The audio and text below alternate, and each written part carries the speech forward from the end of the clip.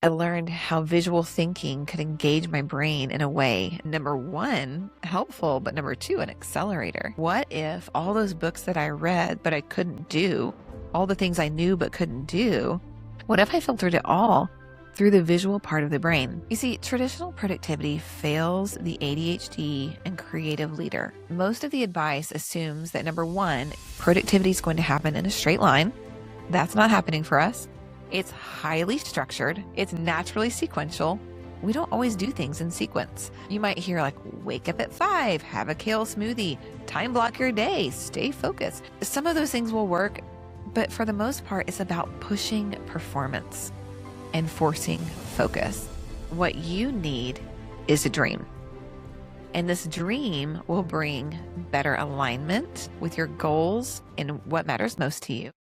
Welcome to Hyperfocus and High Performance with Christine Howe, where we explore how you can work with your brain, build your dreams, and live on purpose with more clarity, creativity, and presence.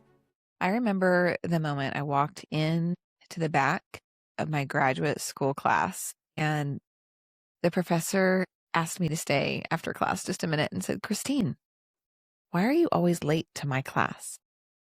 And I looked at her and I said, "I don't know."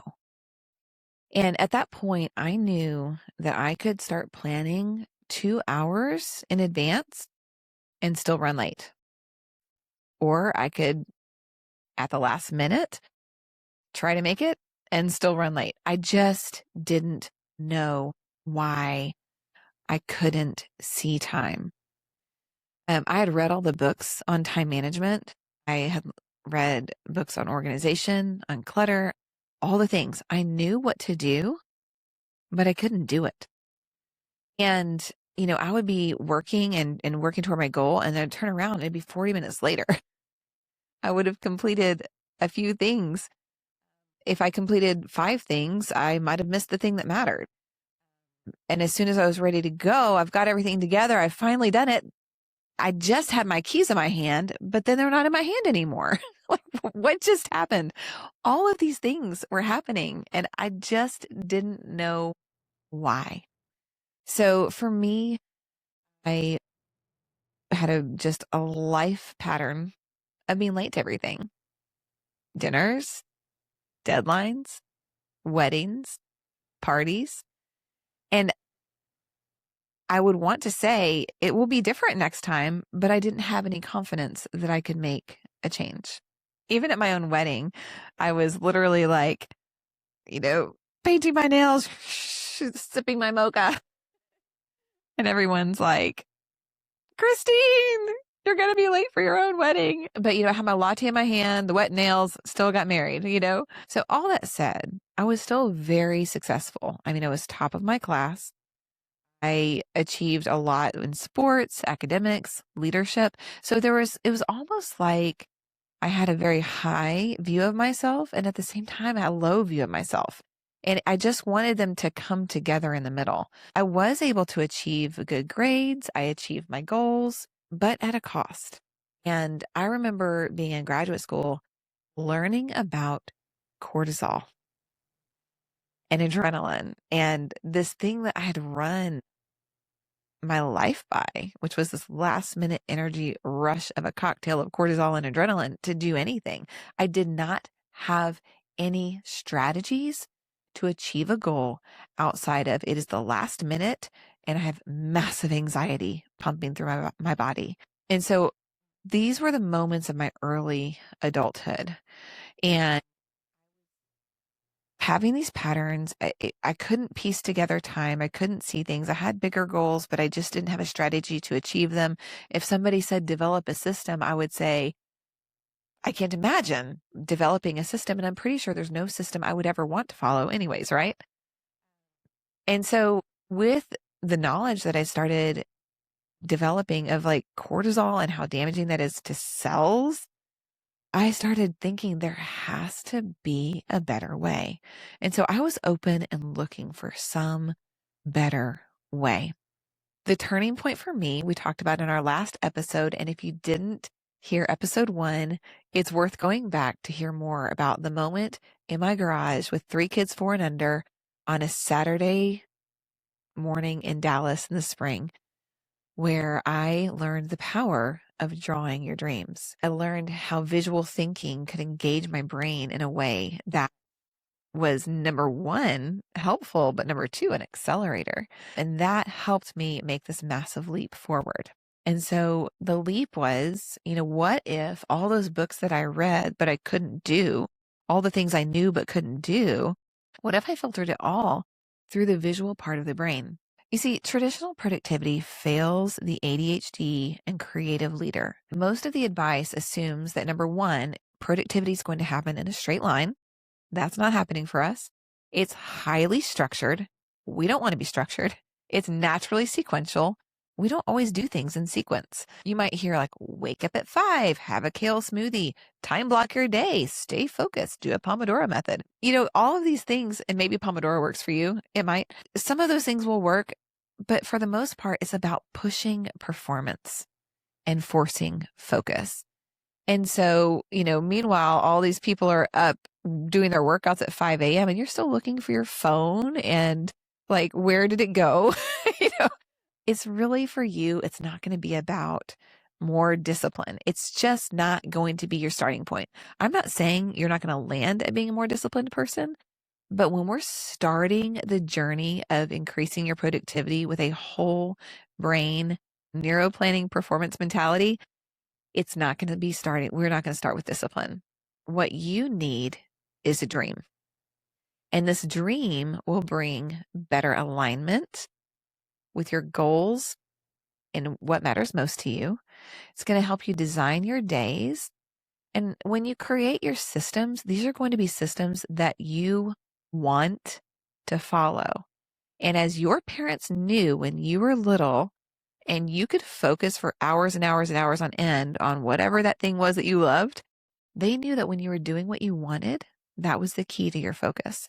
And so with Think Time, we don't push that to the side. We take what you want and make it center stage. So I've built this whole process. And the first step is love your design. Don't try to be someone else. And then the next 4 steps are very simple. It's dream, decide, do, and review. The dream gives you direction. Deciding sets your priorities. The doing helps with execution, and the reviewing is consistent improvement that will help you next level your results. So let's talk first about the dream. Most systems skip this. They start with tasks, your schedule. It blows my mind that people make plans every day without thinking about the possibilities. Makes me sick. It makes me scared, actually. Like, think about the possibilities and then select the best things that you thought of. So often we're just shooting from our hip and hoping it's a good plan. And that's why I think many people are productive in the wrong direction. So yes, you're clicking off tasks all day long, but not only do you lose that time, you're actually behind because you're supposed to be over there. And that time you don't get back. And so if you're busy and you think, I don't have time to dream, that's for people who have extra time. It is critical, it is crucial, and it is central to start with the dream, because the dream gives you that destination. You're not going to plan a family vacation without starting with your dream. You're going to say, like, if you're going skiing or to the beach for spring break, you need to know where you're going to end up, because what are you going to pack in your bag? What are you going to think of? Where are you going to book your rooms? Everything starts to orient once you know where you're going. And it's my belief that people spend more time planning their vacations than they do their lives. So for you, we're not going to do that, right? You're going to ask, where am I going to go? What matters most to me? What does success look like? And most of all, you're going to draw this, right? And this is priming your reticular activating system. For the ADHD brain, this is so important. This is your brain's filter. So when you think about distractions, right? You need a filter.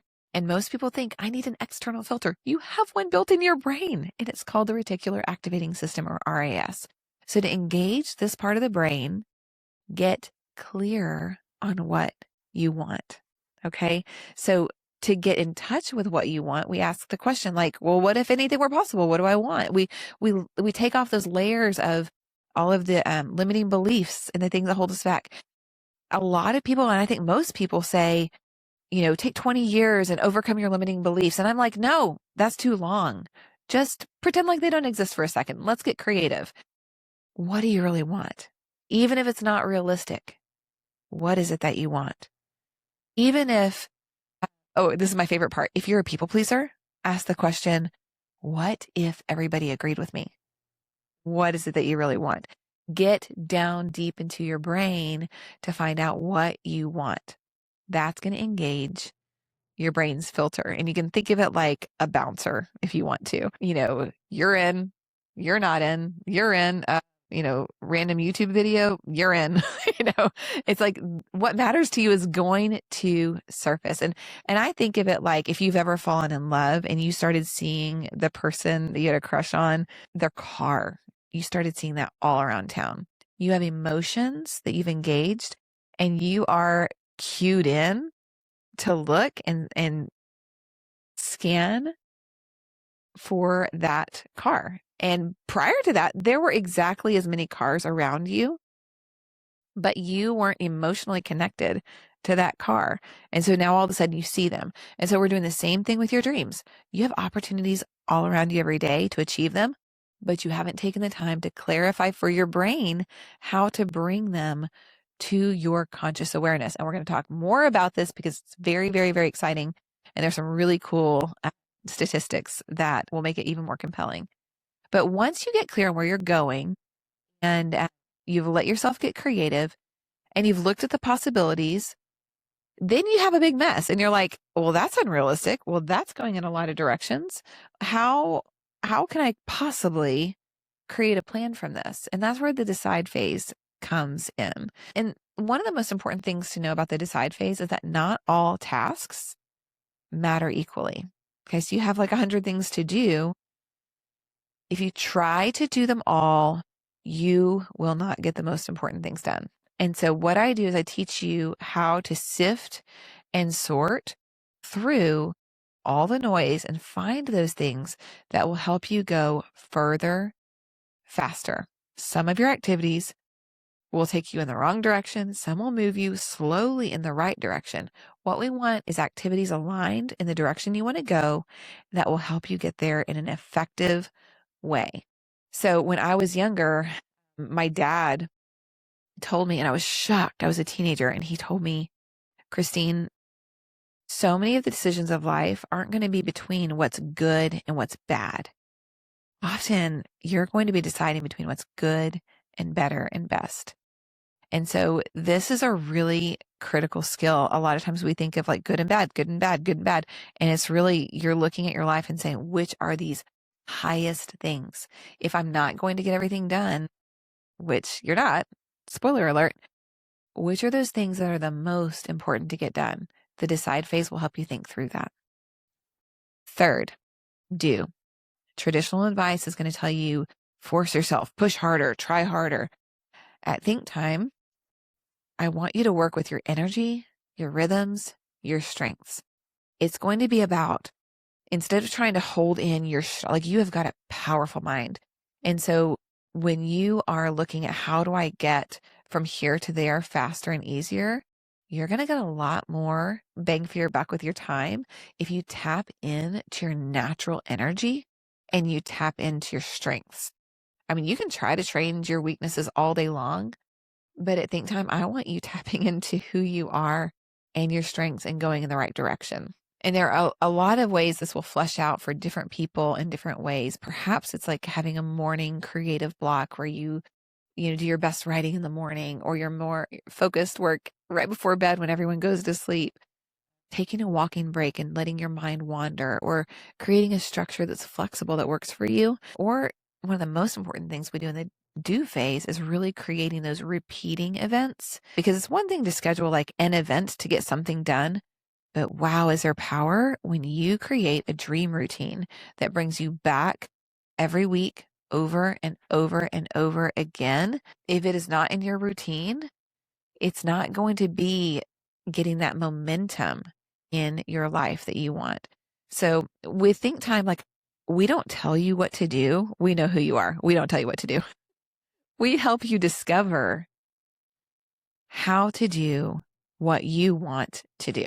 And so you're going to learn how to build a structure and a system around those things that you truly want most. So we discover what you want, define your desires, figure out the fastest and easiest ways to get there. We move them into your dream routine and your rejuvenating rituals that will help you get more of the right things done in less time in a repeating way. And then step 4, if you just do step 4, you're going to be ahead of a lot of people, especially in high performance. Most people skip this, but this is where the growth happens. And first of all, it's just looking at your life and rising above it, asking what's working, what's not working, doing more of what's working and less of what doesn't. Over time, with repeatedly asking that same question, when you are doing more of what is working, that momentum builds and less of what doesn't. The risk of not catching something that's not working is huge because we have 90% chance of repeating everything we're doing today, tomorrow, unless we catch it. So reviewing creates this awareness, allows you to adjust and builds that momentum over time. It's so important. And we review and we're grateful and increase in our gratitude. Gratitude has more research behind it than I think almost anything in the world. It's so huge. But I really believe we're designed to be grateful. It is a very difficult thing to be stressed out and grateful at the same time. I actually had a moment. I have not really had a lot of moments where I'm like focused on the negative, but I had a moment last week where I was like, this is wrong and this is wrong and this is bad and this is not fair and this is not, and I just was like listing all the things and they were all very available to me. And I was going to journal about them, but I decided to start with gratitude. And so then I started thinking about the things I was grateful for. And then I kept going, and then I kept going, and then I kept going. And then I couldn't access all of my complaints very well because they're just different and it moves you in different places. So at Think Time, we use gratitude as an anchor in our process. So every week, month, quarter, and year, we're looking at what are we grateful for, usually first. And so when we meet together, when you actually set time aside, the process is dream, decide, do, and reviewed. So when you come into plan in the membership or grab your planner or meet with me, we're going to start with review. So it's actually review, dream, decide, do, and then see what happens. And then review, dream, decide, do. But the structure creates an opportunity for your brain to work through the top performance strategies of the highest performers in the world. You can make a planner or make a process and include probably 200 productivity hacks, right? But what I really tried to do is get those activities that give you the most bang for your buck with your time. And then you just do those every week, month, quarter, and year. And then we have some daily activities as well. What this does for the ADHD mind is it allows you in the dream phase to have a lot of ideas. You don't have to say, I need to stop having ideas. You can take in a lot of information because you don't have to act on every idea, but you can gather them and then be at peace that you know where they are. If they're in the dream phase, they're not on the back of an envelope in a drawer. This allows you to have a structured way to learn from your experience. With ADHD, it can be difficult to rise above your life and think about your thinking or have metacognition. And so this is a structured way to rise above your life, think about your thinking, and then learn from both your successes and your struggles, and then implement what you're learning. And so for ADHDers, it's very important that the intervention needs to be at the point of performance. And so this is an intervention while you're making your plans, you are accessing your personal top thinking and your personal top strategy, borrowing the top strategies of the highest performers while you're making your plans for your real life, increasing your opportunity to improve your results. Nicole is an ADHD coach, and she told me, she's like, Christine, I have spent thousands on these trainings. And she knew exactly what to do, but she said it wasn't until I had think time that I could consistently do what I knew to do. Even within ADHD training and coaching, it's almost like you feel like you have to have that coach beside you the whole time, right? And that's not possible to have somebody with you all the time. Or you learn something at a conference, but then it goes on a shelf. And so at Think Time, we are very biased toward action and implementation. And so we have this structured environment to help you have a bridge between what you know to do and doing what you know. Information is not going to transform your life. If you're an ADHD entrepreneur, leader, creative leader, like you know all the things, and each one of you is deep dived in a different direction in the ADHD world, because you're like, what? I'm 35, I have ADHD. What does this mean? And then, you spend years and years and years learning everything, because that's how we do things. For you, the challenge is going to be implementing consistently the things you already know. So that's how using Think Time can be a different experience for you. Whereas most systems are going to help you make a plan, Think Time will help you to set up the plan that works for you, will help you discover where you want to go so you can show up to the plan with focus, energy, motivation, and the clarity to overcome the challenges of your day-to-day life. So today, one action step that you can take is when you're going throughout your day, grab a sheet of paper and let yourself dream. What if it all worked out? What are all the possibilities? What are all the directions? Draw something, write all your ideas out, create a space to dream. Then in the next section, decide which ones of these activities will get me closer to my goal. And then put a couple of those things on your calendar, actually schedule them. And then come back at the end of the day and review and ask, how did this go? What worked? What didn't work? What am I grateful for? And that is essentially a quick and easy way to plan your day. Keep that method beside your bed. Do it in the morning, review it at night, and just see if that doesn't change a little bit about how you go about achieving your dreams and goals in a distracting world. Traditional productivity is not broken. It's just built for someone else. You are not going to be able to lead with more discipline. What I want you to do is lead with the dream, then decide, do, and review. Your system should be designed to work with your brain. And if you're using any system that doesn't lean into your creative strengths, you're simply not going to have the horsepower to achieve the things that you want to achieve in the right direction. You have a lot of power. Think of it like horsepower. And this is in your hyperfocus. But if you don't know how to harness your hyperfocus, it's going to go in a lot of directions. So this method is all about letting your ideas come out and then harnessing it and moving your dreams forward. This podcast is for educational and entertainment purposes only and isn't a substitute for individualized medical, mental health, or professional care. Every brain is different. Results will vary. Thank you for listening to Hyperfocus and High Performance. If today's conversation helped you think differently about how your mind works, I invite you to take the next step. Visit think-time.com/podcast and grab my free training. Why can't I find a planner that works for me? If you've ever felt frustrated, judged, even by yourself, overwhelmed, or simply wondered why everyone seems to be able to follow a system that simply doesn't work for you, you're not alone. In this free training, you'll discover how your brain naturally approaches focus, planning, and productivity, and why many traditional systems were never designed for minds like yours, and whether NeuroPlanning could help you increase your opportunity to experience more clarity, calm, confidence, creativity, and meaningful progress with peace, not pressure. And if this episode encouraged you, please subscribe, share it with a friend, and leave a review so more brilliant, creative ADHD visionaries can discover what's possible. Remember, you don't have to become someone else to do what only you can do, because only you can be who only you can be, and otherwise there will be a hole in history. The path forward is clear. Love your design, then dream, decide, do, review.